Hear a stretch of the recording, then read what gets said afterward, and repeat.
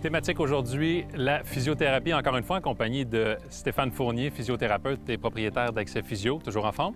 Ça va super bien, Jean-Sébastien. Merci encore de l'invitation. Ça fait plaisir. On a parlé de la préparation d'avant-partie lors de notre dernière capsule. Là, cette semaine, je veux parler de la prévention et la gestion des blessures. C'est tout aussi important. Tout à fait important. Les golfeurs n'échappent pas aux blessures. On voit toutes sortes de choses en clinique, Jean-Sébastien. Des problèmes de dos, des problèmes d'épaule, de coude, de poignet, de genoux, de hanches, de chevilles. Vraiment de tout, tellement le swing de golf sollicite le corps dans l'ensemble. Cette surutilisation-là amène son lot de blessures. Et qu'est-ce qui cause ces blessures-là? C'est un mouvement technique erroné ou qu'est-ce que tu vois? Bien, en fait, il y a deux grandes catégories de causes. Je te dirais d'abord des causes physiques.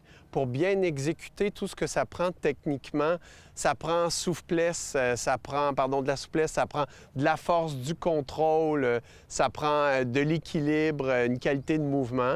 Il y a plusieurs ingrédients dans la recette.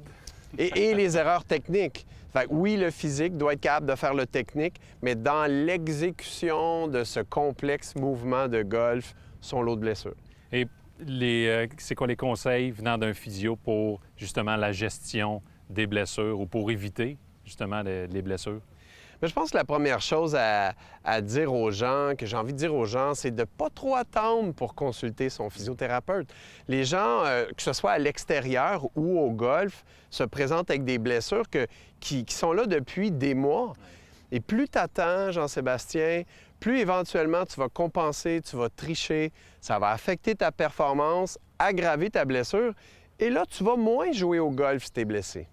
Là, tu as parlé d'entrée de jeu, blessures aux genoux, les hanches, les coudes. Qu'est-ce que tu vois le plus souvent? Si on peut en nommer deux, en expliquer deux aux gens, qu'est-ce qui peut être fait pour la prévention, pour la gestion justement de la blessure? Je pense que le coude, ça vient en premier. Bien, si on parle du coude, souvent à l'extérieur, ce qu'on appelle l'épicondyle ou l'épicondylite ou le tennis elbow, bien qu'on le voit beaucoup au golf. Il y a aussi le golfer elbow, qui est plus l'épitrocléite à l'intérieur du coude. Il y a quelques raisons pour lesquelles les gens se créent ce syndrome au coude. C'est beaucoup le geste technique. Si tu veux me montrer peut-être les gens over the top. Par-dessus le plan d'élan. Exactement.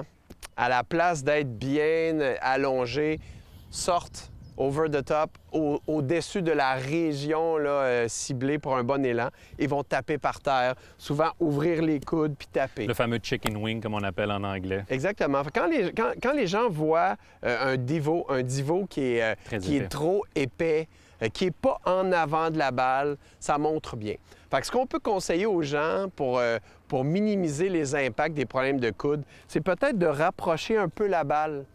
Rapprocher la balle et l'avancer un petit peu plus vers son pied gauche pour être davantage vers un mouvement avant plutôt que d'être dans un mouvement qui tape par terre. Et à la pratique aussi, les tapis synthétiques, c'est une raison aussi. À proscrire, quand les surfaces sont trop dures, ça tape encore plus fort. Souvent, les gens vont aussi frapper un panier de fer, un panier de bois. Moi, je conseille d'alterner un 10 coups de bois, d'aller un 10 coups de fer pour minimiser. Ce qu'on peut faire aussi, c'est s'assurer de ne pas aller trop vite, de ne pas avoir trop de volume. Oui, c'est ça, parce que sur le terrain, on n'a pas cette cadence-là. On frappe une balle à tous les 5 minutes, tandis que dans un terrain d'exercice, souvent, on mitraille ni plus ni moins le panier de balles. Fait que ce qu'on va conseiller aux gens, c'est de faire votre routine à chaque coup. Regardez votre balle, mettez-vous derrière la balle, un petit coup de pratique. Après ça, on frappe notre balle. Même au terrain d'exercice, il ne faut pas aller trop rapidement. Est-ce que, pour apporter, là, j'ajouterais de ne pas y aller sur des tapis synthétiques avec des fers courts, justement parce que l'attaque à la balle est plus abrupte. Des fers un peu plus longs, tu parlais d'alterner, mais aussi avec des fers moyens, des fers un peu plus longs, bois d'allée hybride, justement pour éviter l'impact qui est trop abrupt. Là, on a parlé du coude. Rapidement, est-ce qu'il y a une autre blessure qui revient souvent? Le bas du dos. Le bas du dos est très, très fréquent. Je suis dans le bateau. Bien, souvent technique, hein? Les gens vont finir leur swing avec cette extension, flexion latérale. Fait qu'un truc, ouvrir les pieds en rotation externe va demander moins de torsion lombaire au bas du dos. Et aussi, encore une fois, de déplacer un petit peu la balle vers la gauche pour être sûr qu'on avance bien plutôt que swinguer vers l'arrière. Souvent, le pivot inversé va créer ce maux de dos-là techniquement. Encore une fois, on pourrait parler de nombreuses blessures, on pourrait scanner le corps au complet. Merci beaucoup, Stéphane. Un petit dernier mot?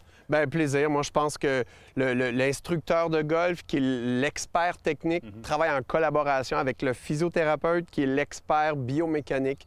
Ensemble, on ramène les gens au jeu. Merci.